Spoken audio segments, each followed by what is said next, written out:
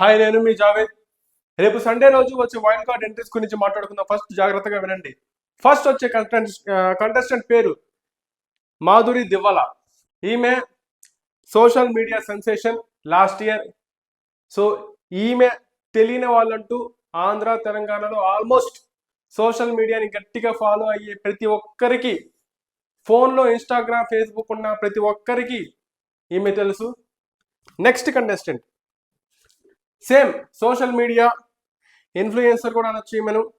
And also Alekhya చిట్టి pickles నుంచి రమ్య మోక్ష వైల్డ్ కార్డ్ ఎంట్రీగా హౌస్లోకి ఎంటర్ అవబోతున్నారు.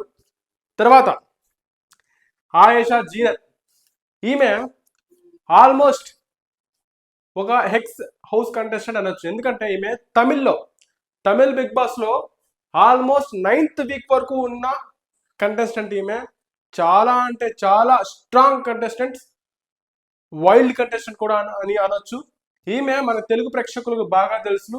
అలాగే మా టీవీలో కొన్ని సీరియల్లో కూడా ఈమె యాక్ట్ చేశారు. ఆ సీరియల్ పేరు కూడా చెప్తాను మీకు ఈజీగా అర్థం అవడానికి. సావిత్రి గారి అబ్బాయి అనే సీరియల్లో చేశారు. నెక్స్ట్ ఊర్వశివో రాక్షసివో అనే సీరియల్ కూడా చేశారు. ఈ సీరియల్ లాస్ట్ ఇయరే వచ్చింది. తర్వాత మా టీవీలో బిగ్ బాస్కి అగ్ని పరీక్ష షోకి ముందు ఒక షో జరిగింది. ఆ షోలో ఆ పేరు ఏంటంటే కిరాక్ బాయ్స్ కిలాడి గోస్. దాంట్లో కూడా ఆయేషా గారు ఉన్నారు. ఈమె బాగా నోన్ టెలివిజన్ యాక్ట్రెస్ అని కూడా అనొచ్చు. తర్వాత శ్రీనివాస సాయి ఎప్పుడో అసలు ఆల్మోస్ట్ ఎవ్వరికి తెలీదు ఈయన ఎందుకు అసలు సెలెక్ట్ చేశారు, అసలు ఏం చూసి సెలెక్ట్ చేశారు, అది అసలు ఆ కారణం నాకు అర్థం కాలేదు. ఎప్పుడో నేను చిన్నప్పుడు వచ్చిన గోల్కొండ స్కూల్లో నుంచి, గోల్కొండ హై స్కూల్ దాని సినిమా పేరు. ఆ హై స్కూల్ సినిమాలో ఇతను ఒక క్యారెక్టర్ ప్లే చేశారు. దాంట్లో అతనిలో కనిపించాడు, కానీ ఈయన అంతగా ఎవ్వరికి తెలియదు ఆల్మోస్ట్. సో మీరు రేపు సండే రోజు చూస్తారు ఇతను ఎవరో, శ్రీనివాస సాయి. స్పెసిఫిక్గా ఇతనిలో ఏం చూసి, ఏం క్వాలిటీ చూసి, ఇతను ఏం ఎంటర్టైన్మెంట్ చేస్తాడు అనే కోణంలో ఎలా ఆలోచించి బిగ్ బాస్ టీమ్ ఈయన సెలెక్ట్ చేశారో నాకైతే అర్థం కాలేదు. నెక్స్ట్ గౌరవ్ గుప్తా. ఈ గౌరవ్ గుప్తా నోన్ యాక్టరే, మా టీవీలో సీరియల్స్ బాగా కనిపించారు. రీసెంట్గా గీత ఎల్ఎల్బి అనే సీరియల్లో కూడా మెయిన్ రోల్, కీ రోల్ అనేది ప్లే చేశారు ఈయన. సో ఆల్మోస్ట్ తెలుగు మా టీవీ సీరియల్ చూసే వాళ్ళందరికీ నాకు తెలుసు. తర్వాత నిఖిల్ నాయర్ బాగా తెలుసు. ఆల్మోస్ట్ బాగా అంటే ఎంత బాగా తెలుసు అంటే లాస్ట్ ప్రీవియస్ ఇయర్ అనుకుంటాను గృహలక్ష్మి అనే సీరియల్ వచ్చింది. గృహలక్ష్మి సీరియల్ కూడా మంచి హిట్ అయిన సీరియల్. సో ఆ సీరియల్లో ఇతను ఆమె కుమారుడిగా యాక్ట్ చేశారు. తర్వాత పలుకే బంగారం అనే ఆ సీరియల్ రీసెంట్ ఈఎస్ సీరియల్, దాంట్లో కూడా మెయిన్ కీ రోల్గా ఈయన చేశారనమాట. సో నిఖిల్ నాయర్ కూడా.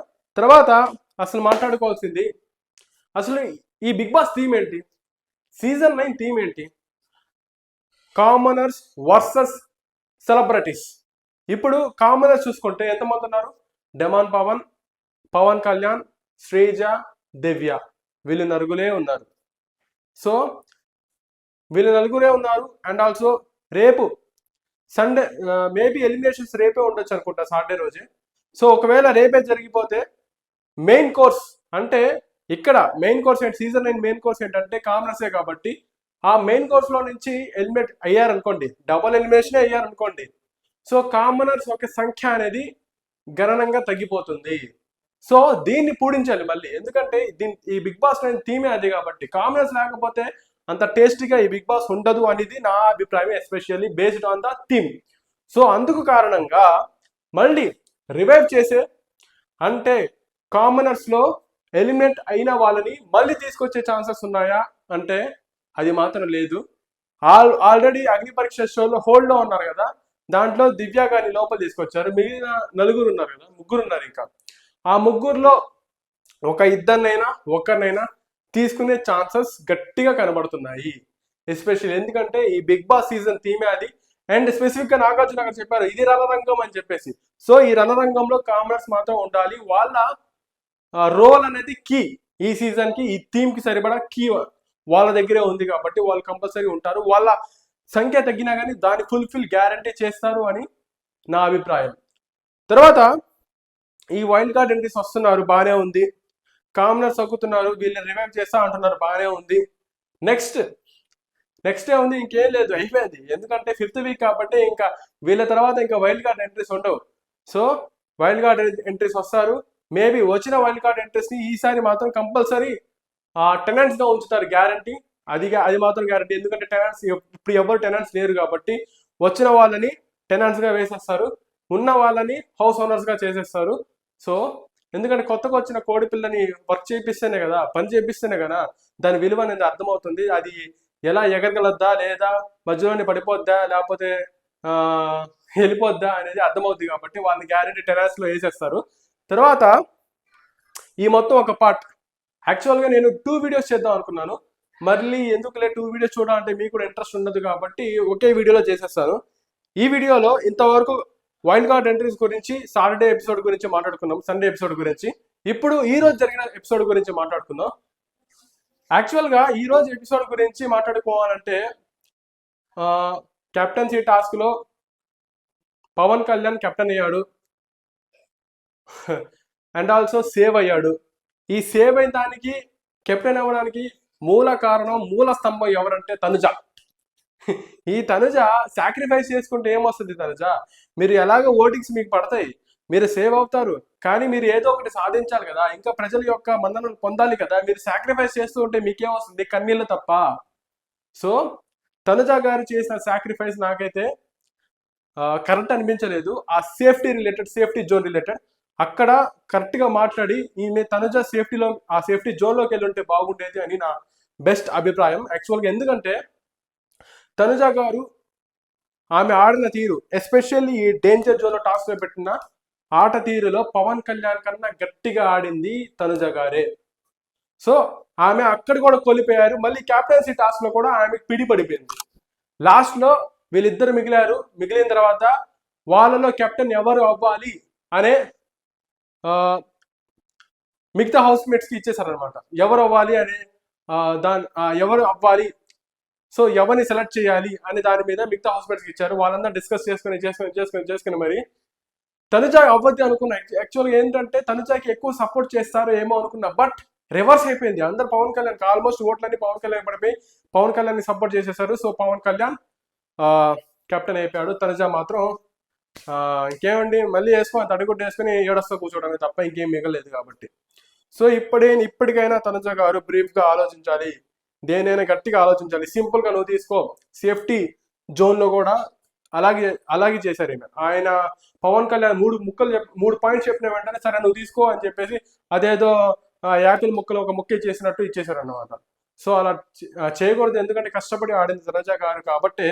సో ఆమె గెలుచుకోవాల్సింది ఆ సేఫ్టీ జోన్ అనేది నాకు అనిపించింది. ఎస్పెషల్ ఆమె పోగొట్టుకున్నారు. బట్ తనుజ గారు ఈ రోజు అర్థమైంది తనుజ గారికి ఎవరు ఎంత మాత్రం సపోర్ట్ చేస్తున్నారు అనేది. పవన్ కళ్యాణ్కి ఎవరు సపోర్ట్ చేయరు అనుకున్నాం, కానీ ఈ రోజు క్యాప్టెన్సీ దాంట్లో హౌస్ మొత్తం పవన్ కళ్యాణ్కి నిలబడింది అని చెప్పుకోవచ్చు. తనుజ వాళ్ళ నాన్న భరణి గారు యాక్చువల్ ఇంకా నాన్న అయిపోయారు ఆయన. ఎప్పుడంటే రోజులో 100 సార్లు భరణి గారిని నాన్న అని పిలుస్తారు. మేబీ వాళ్ళ పిల్లలు కూడా అంతలా భరణి గారిని నాన్న అని పిలవరేమో, ఈ తనుజ గారి నాన్న అని పిలుస్తూ ఉంటారు. సో ఆ బాండింగ్ కూడా చూడటానికి చాలా ముచ్చటగా ఉంది, చాలా బాగుంది. సో ఆ బాండింగ్ అలాగే ఇక్కడ కూడా ఉండాలి, బయట కూడా ఉండాలి అని ఆశిస్తున్నాను. తర్వాత దివ్య కూడా వన్ ఆఫ్ ద డాక్టర్ కాదు, ఆమె కూడా వాళ్ళ ఇంట్లో చేరారనమాట. ఇప్పుడు తనుజకి సిస్టర్ అయిపోయారు. వీళ్ళు ముగ్గురు మంచి బాండింగ్ ఉంది. సో ఈ బాండింగే కరెక్ట్ గా ఉండాలి, ఈ బాండింగే ఇలాగే కొనసాగాలి. భరణి, తనుజ, దివ్య వీళ్ళు ఒకరిని ఒకరు సపోర్ట్ చేసుకుంటూ ద బెస్ట్ గా ఆడాలి అనేది నా ఒపీనియన్. ఇప్పటికైనా గ్రూప్స్ అనేది ఫామ్ అవ్వాలి. గ్రూప్స్ ఫామ్ అవుతేనే కిక్ ఉంటుంది, గ్రూప్స్ లేకపోతే కిక్ ఉండదు బిగ్ బాస్ లో. సో అంతవరకు దట్స్ ఇట్.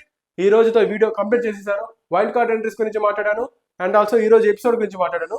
దట్స్ ఇట్ అని చెప్పాను, కానీ ఒక పాయింట్ మర్చిపోయాను. ఇంకోటి ఏంటంటే ఓటింగ్ ఈ రోజు కింద నుంచి పైనుంచి రివర్స్ గిలగిల కొట్టేస్తుంది. అసలు ఏమైందంటే నిన్న ఏం చెప్పాను, డిమాండ్ పవన్ లిస్ట్ లో ఉన్నాడని చెప్పాను కదా. మేబీ నా వీడియో చూసి ఓట్లు వేసారేమో, కానీ డిమాండ్ పవన్ ని పైకి లేపేశారు. ఆయన యాక్చువల్ గా భరణి గారు పైన ఉండాల్సిన భరణి గారు కిందకు వచ్చేసారు. ఆ పాయింట్స్ కూడా తీసుకున్నాను స్పెసిఫిక్ గా మీకు చెప్పాలని చెప్పేసి.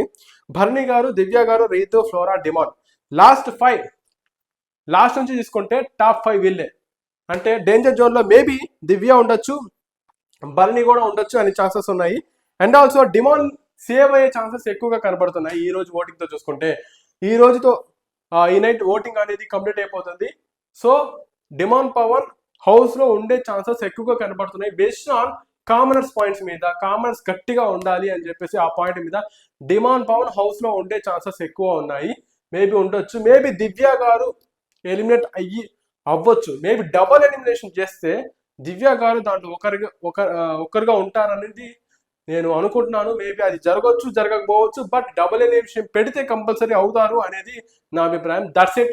ఇంకా ఈ వీడియో క్లోజ్ చేస్తాను, ఎక్కువ లాంగ్ చేయను. నా వీడియోని లైక్ చేయండి, సబ్స్క్రైబ్ చేయండి, షేర్ చేయండి.